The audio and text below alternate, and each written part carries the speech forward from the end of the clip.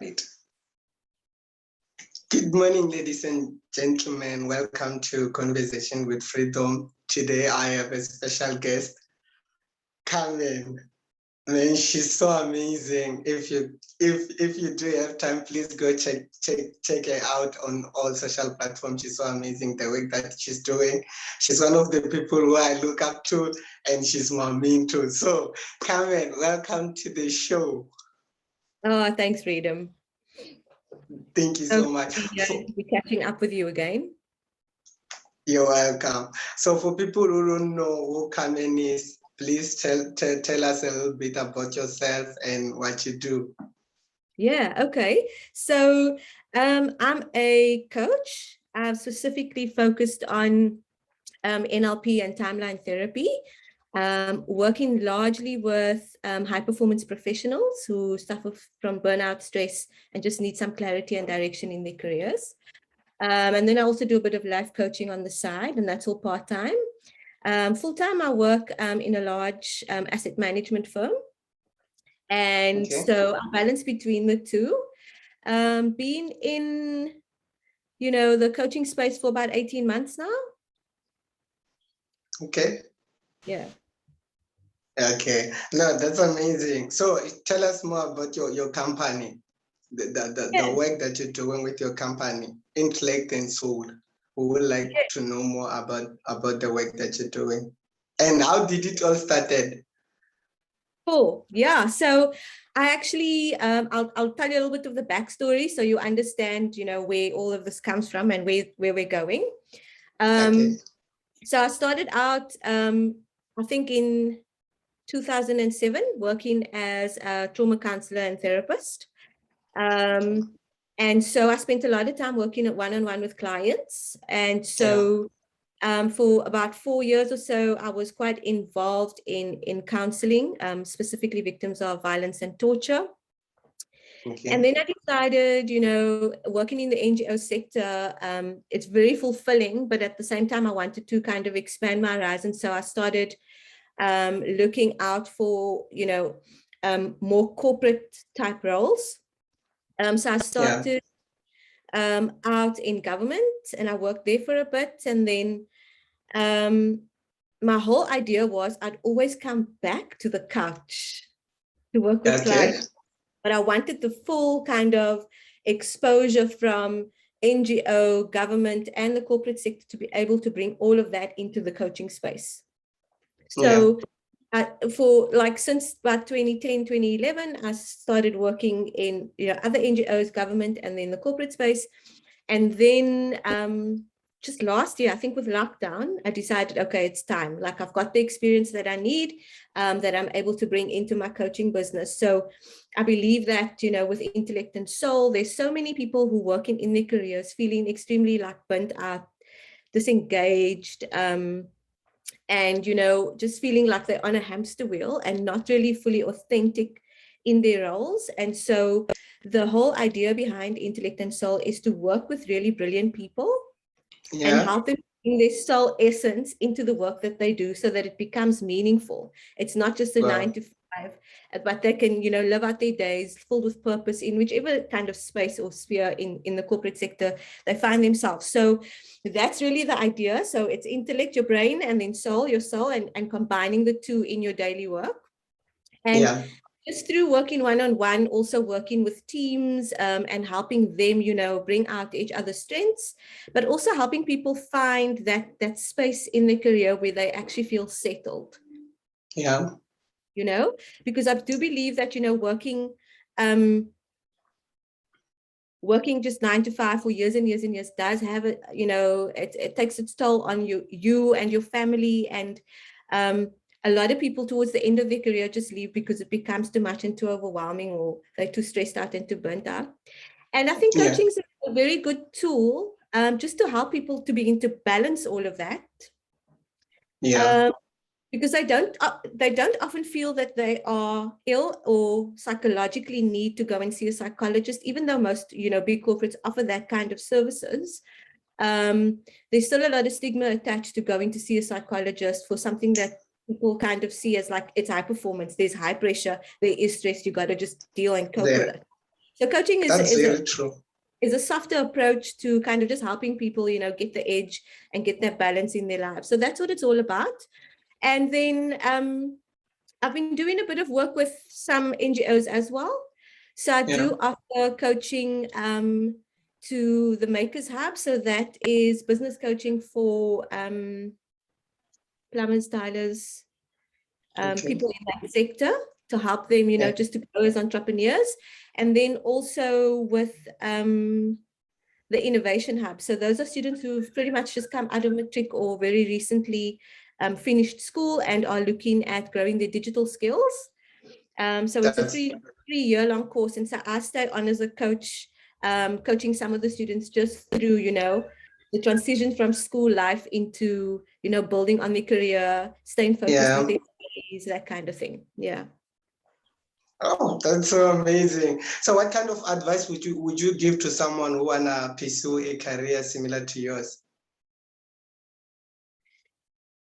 I think the one piece of advice is, like, anybody can do it. You'll build the skills as you go. It does take a lot of personal work. So it's not like, okay, I'm a computer programmer or engineer and I'm just going to sit there and punch in my keys. You have to do the work on yourself first. Yeah. Okay. So what I'd say is, if you're ready to take the coaching journey,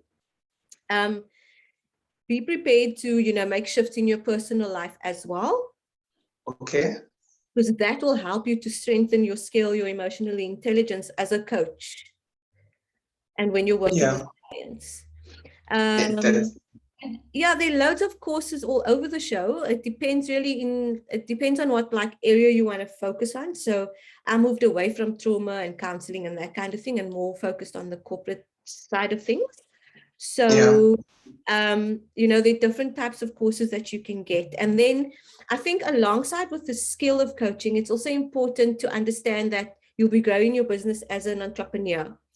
And you also build that muscle and that skill alongside your technical coaching skills, so that you can, constantly have clients, do the marketing, all of those things in the background. Yeah. Okay, that's great. And I've always wanted to ask you this. What kind of advice would you give to your younger self? Ooh, it's funny because everything's come full circle.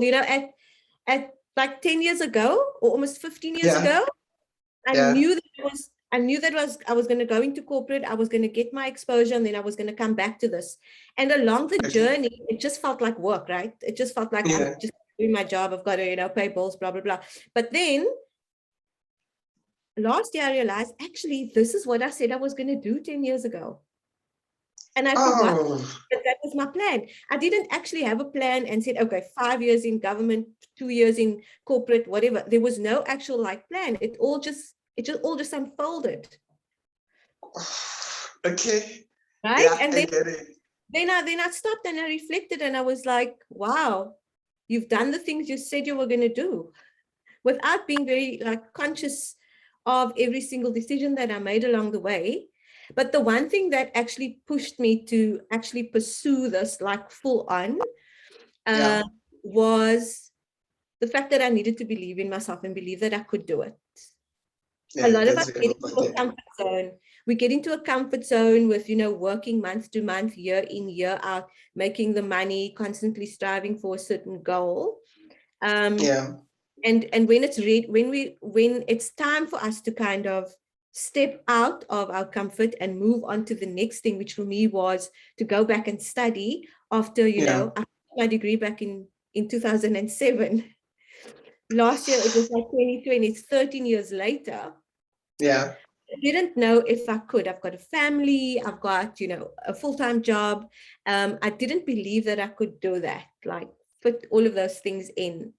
And along the journey, what I realized is the reason I took so long to go back and study and take this next step is because I needed to fully believe that I could do it. Wow, that's great. Do you have any books recommendation that you would like to suggest for people to check them out, so they can, to help them along their journey? So there are lots of books. I mean, it really just depends on where you're at. I think with coaching, coaching is all about mastery, right? So it's mastering your relationships, mastering your physical body, mastering your emotional state. And so the one book that changed everything for me was Tony Robbins' Unleash the Giant Within. Yeah, I think I know that one. Yeah, so that was a kind of life-changing book for me. But along the way, I've taken a lot of principles, and I think I told you before, from the 5 a.m. club. Yeah. So a lot of the principles, just in terms of how to run my day and get the most out of my time, and make sure that I'm always on top form, comes from there, even though, I don't always wake up at 5 o'clock. It might be 4 o'clock, it might be 6 o'clock or 7 o'clock. The principles remain the same. And then also, just in the space that I'm in, I follow Brendan Burchard and High Performance Habits. Okay. So there are lots, obviously, of tools in that book that help you to develop like a high performance, I suppose, lifestyle. Yeah. And then I like to balance that with a little bit of soul. Oh. Understanding your purpose, staying connected to your true, authentic self. Okay. And Eckhart Tolle. Yeah. So I follow his podcast with Oprah. Yeah. And his book called The New Earth. I don't know that one. Those are my favorite things. Yeah. Okay. No, that's the stay grounded, and often the things that I share with my clients as like a starting point. Okay. That's great. What are you most proudest of? Proudest. Yeah. Work that I do with people in community. Yeah. So I've always had a heart for people and community development, and watching lives transformed where you think there's no hope. Yeah. That's the greatest source of pride for me. So the clients that I work with in that space, and for me it's a privilege, right? Like for someone, coach someone, and for them to allow you into their world is the highest privilege. It's the highest honor, and to see their lives transformed. Yeah. Me, it's really something that makes me proud. And those are the things that as much as I've studied and it's cost me time and it costs me my time to coach them through that, I think it's the most fulfilling part of what I do. Yeah, okay, that's great. What are some of the challenges that you've encountered along the way and the lessons that you would like to share with us? Yeah, I think the biggest one is not feeling like I don't have enough time. We all feel like that, like there's never enough time. We do. Yes, and when I speak to clients, they're like, "Oh, I don't have time to do this," or like, "There's just not enough time in my day. I go to bed at 12 o'clock and then I have to be up at 6 o'clock for work, and there's just no time." And the biggest lesson for me was, so, I mean, I've seen people who have more on their plate than I have do more. Right? Yeah. And I feel like my plate's like so full. There's so much. And the lesson for me is always to look at how I can better use my time, because we do have time for the things that are important to us. And it's really just about shifting and shuffling and prioritizing the things that we deem to be important. So I outsource a lot of the things that are not important for me to do. I think about every little task that I do. I think like this has been like a game changer for me. I think like, is this a waste of my daily rate or my hourly rate? Wow. Tell me more. So I'm not doing dishes. Like, I'm not doing dishes. Yeah. For me to stand for 20 minutes and do dishes is a waste of my rate. I get it. Yeah, so you decide what your rate is per hour or per day. Yeah. And everything that you do in that day that's not worth your rate, you outsource. Wow. Yeah, I get it. And then you do the things that are worth your rate and the things that are going to move you forward. That's so amazing. Yeah. I think I'm gonna learn to practice that. Yeah, that was a game changer. And then I had the time to do what I need to do. Wow, you're so amazing. Yeah. You're so amazing. I feel inspired right now. Yeah. So everything, people will really say, no, I'm not doing that. It's a waste of my rate. I'm going to focus on this. That I can delegate out, or I can leave it till a day where I have nothing to do. And there's actually, but right now, that's not going to move the needle forward. And I get quite like intentional about that. That's so great. That's so amazing. Yeah. Yeah. So what kind of impact do you want to have in the world? So my dream and my bigger vision is to actually have a center where we have corporate teams who come in and spend some time on wellness and coaching, both personal and group coaching, to help people perform better in the workplace. And I call that, like, for me, it's like clearing the runway.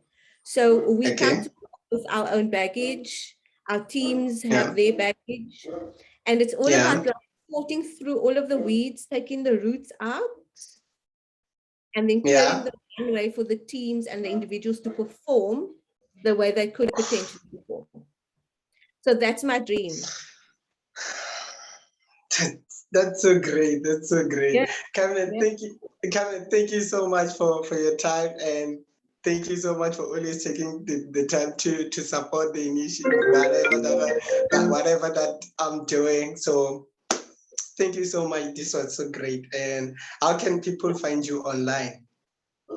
So at the moment, I'm on Facebook mostly. I think that's the most active platform. And my WhatsApp number's on there for business. If people want to reach out and they, want to just find out a little bit more about coaching, about NLP, about timeline therapy, and how that could be beneficial for them. I generally respond quite quickly. I've got Instagram, not as active on Instagram. It's mainly Facebook and then WhatsApp, running my business kind of through that at the moment. Thank you so much, Carmen. And lovely chatting to you. Great. Thank you. Thank you. Okay. Yeah, you can. Oh, okay, stop. Yeah, that is it. Stop recording. Okay.